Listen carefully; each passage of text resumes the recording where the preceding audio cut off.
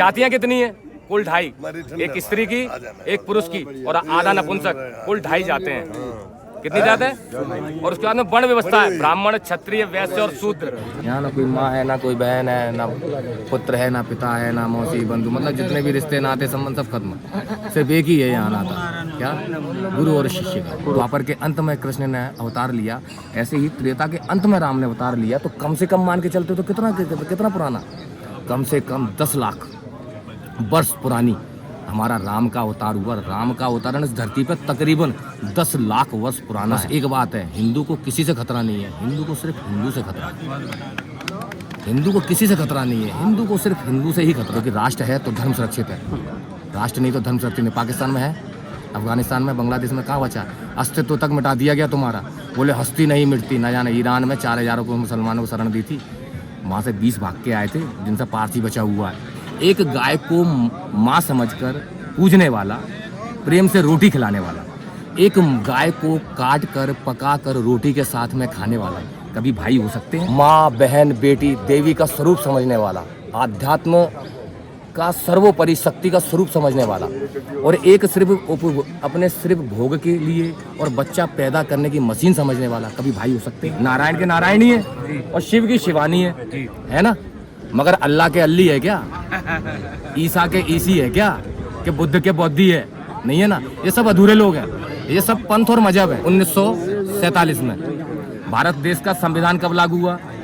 1950 में, 26 जनवरी 1950 में। आपको मालूम है आपका पहला शिक्षा मंत्री कौन था? नहीं मालूम होगा। आपके भारत का पहला शिक्षा मंत्री था मौलाना अब्दुल मुजाहिद, और वो एक नहीं 5 बार शिक्षा मंत्री बने। क्या 1950 से लेकर 1977 तक मुसलमान मदरसा छाप लोग आपके शिक्षा मंत्री बने। ये जो है हमारे एक महाराज जी हैं आवान अखाड़े के, श्री पंच दशनाम आवान अखाड़े के महेश गिरी जी महाराज। वो ब्रह्मलीन हो गए मंडल के, है ना, कोषाध्यक्ष भी थे, सेक्रेटरी मंडल के सेक्रेटरी जी थे, और वो ब्रह्मलीन हो गए। तो हमारे यहाँ एक परंपरा है, एक संस्कृति है हमारे समाज की, एक वो है।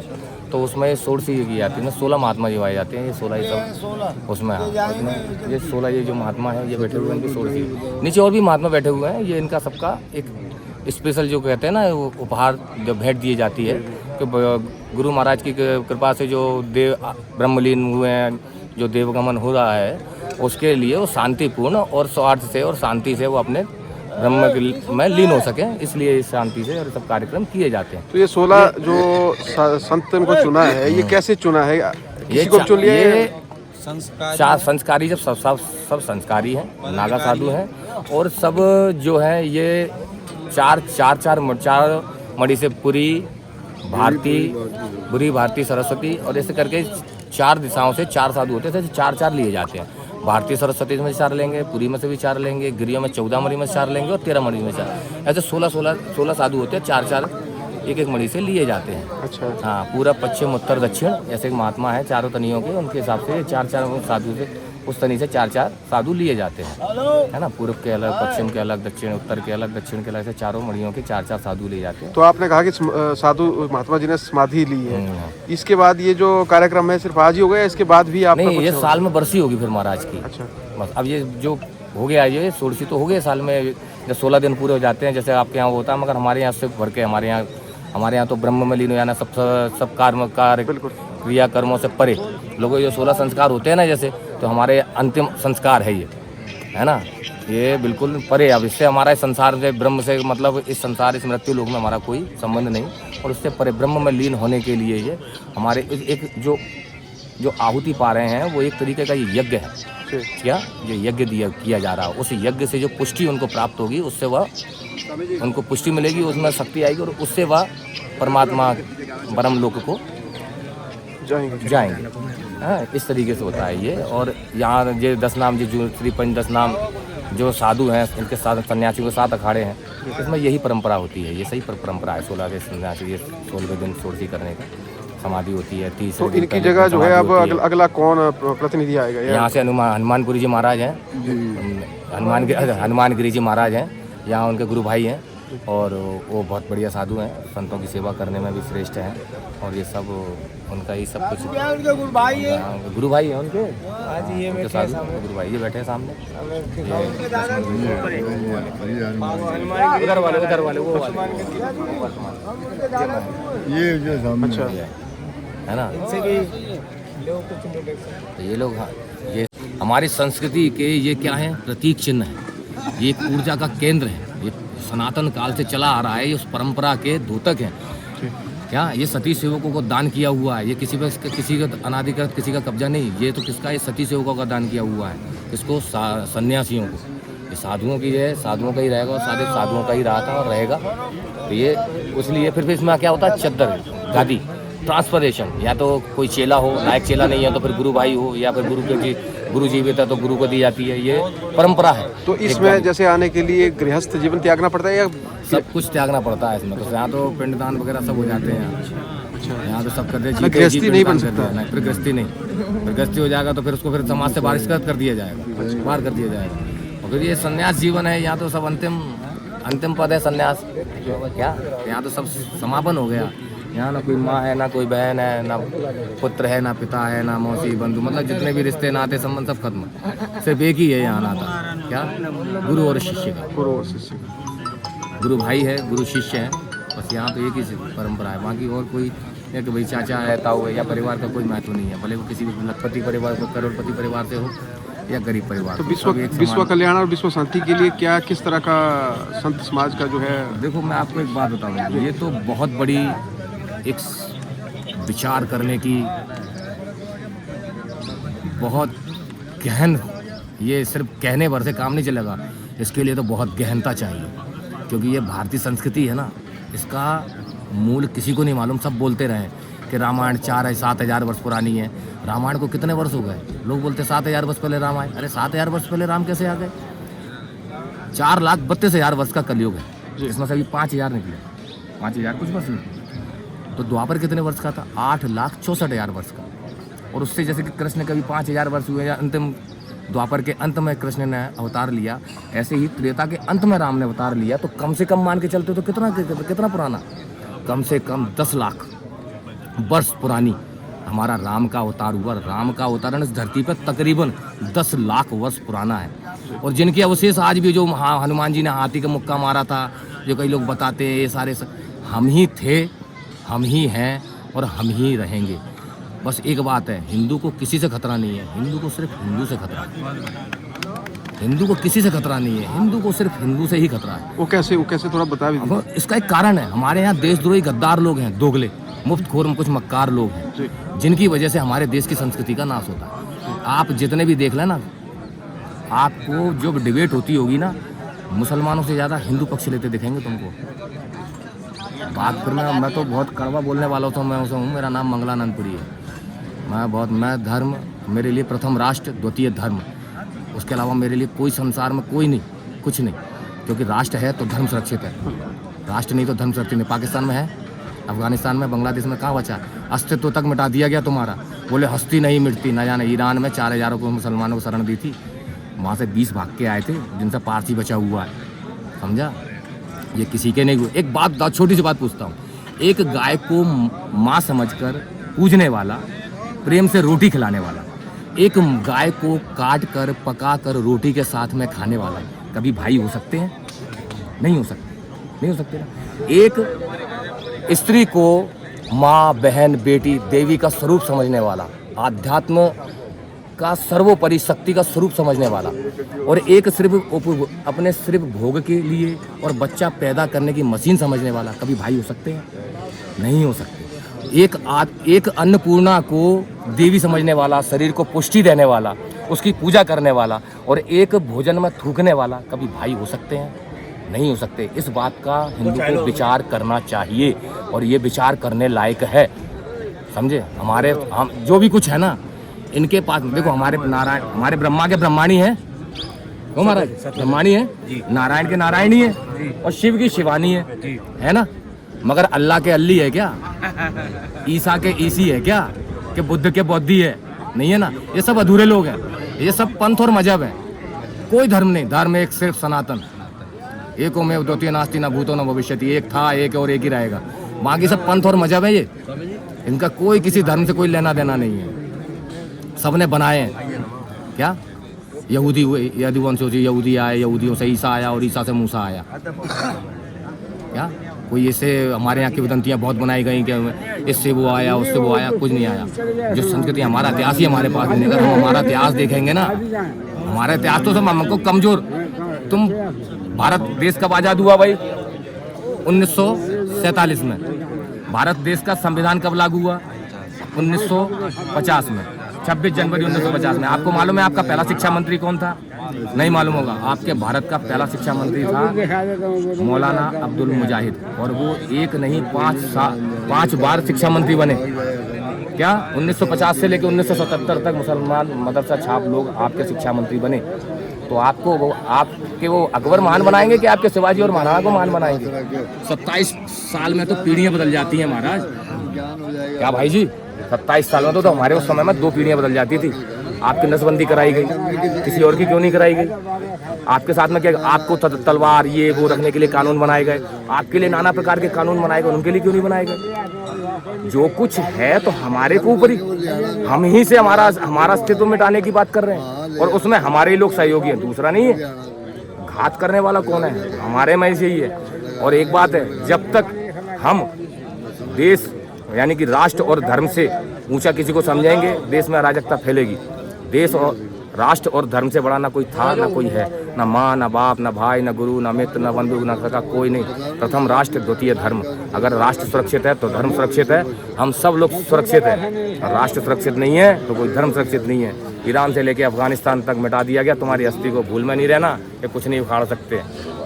हाँ, इसलिए जागृत रहो।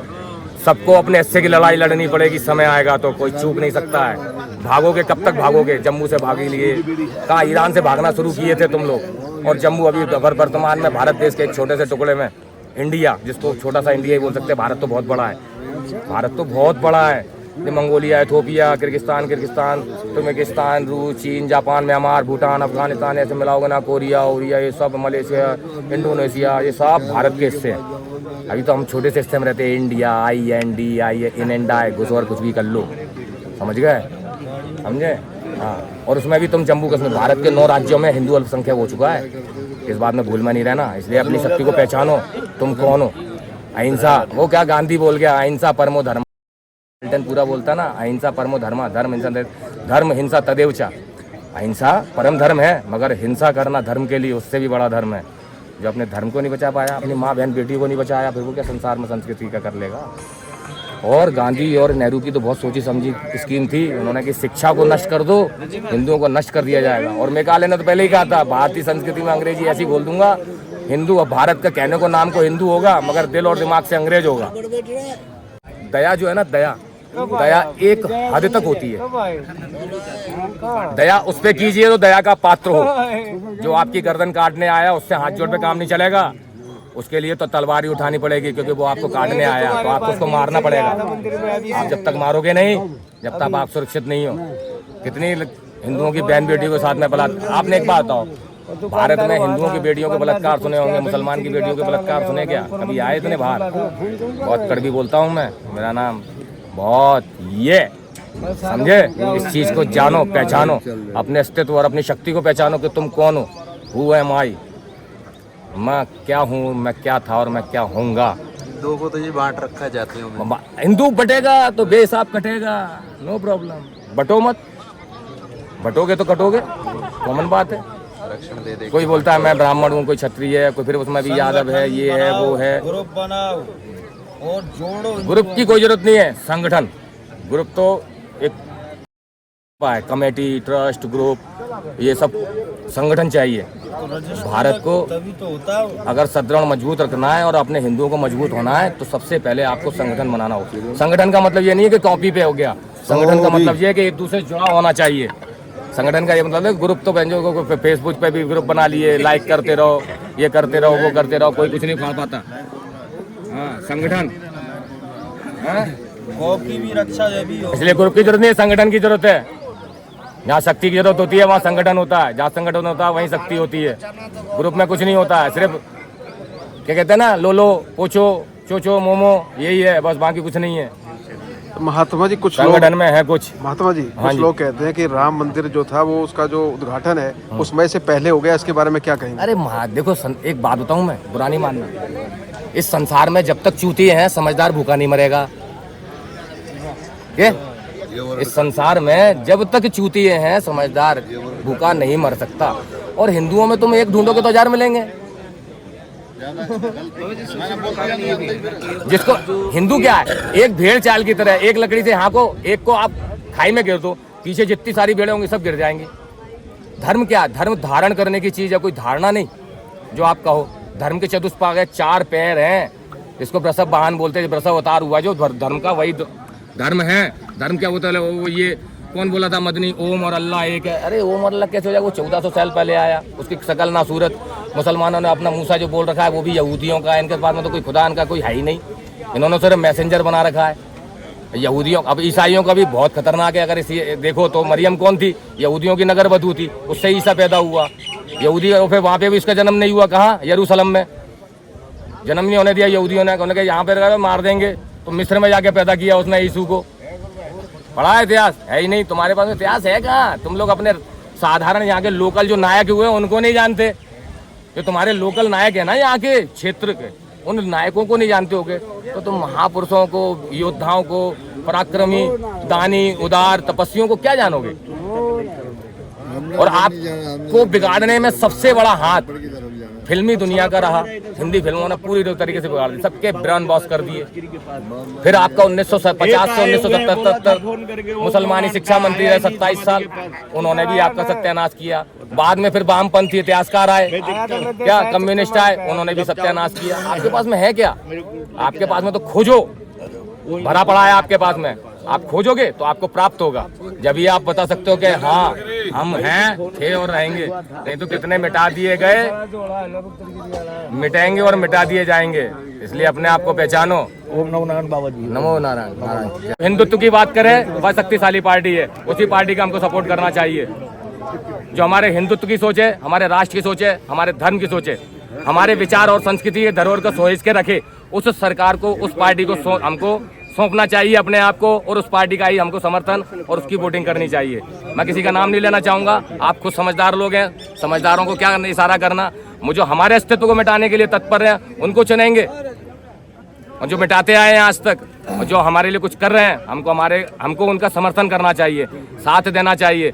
अगर भाई भाई का साथ नहीं देगा, पड़ोसी का साथ देगा, तो कब तक होगा? आप भारत के, सुनो, भारत के आसपास में कितने देश हैं जहां अगर आप भागने को, आपको इस देश को छोड़ के भागना पड़ा तो भागोगे? पाकिस्तान है, बांग्लादेश है, जगह नहीं मिलेगी भागते हुए तुमको, मालूम है? जम्मू कश्मीर के पंडितों का बोलते पंडित, जबकि वहां से भागे तो कौन थे? हिंदू, कश्मीरी हिंदू भागे थे, कोई पंडित नहीं भागे थे। जो गदर मचता है ना वो तो जानते ही नहीं है ना, जिन अभी तो धीरे धीरे घुसते हैं वो, धीरे 4000 से जो संस्कृति नहीं उजाड़ सके थे ना, काफिरिस्तान का नाम है, पढ़ना गूगल में। 4000 से जिनकी संस्कृति नहीं मिटा सके ना, 100 साल में मिटा दिए गए। वो कैसे? उदार हो गए वो लोग भी।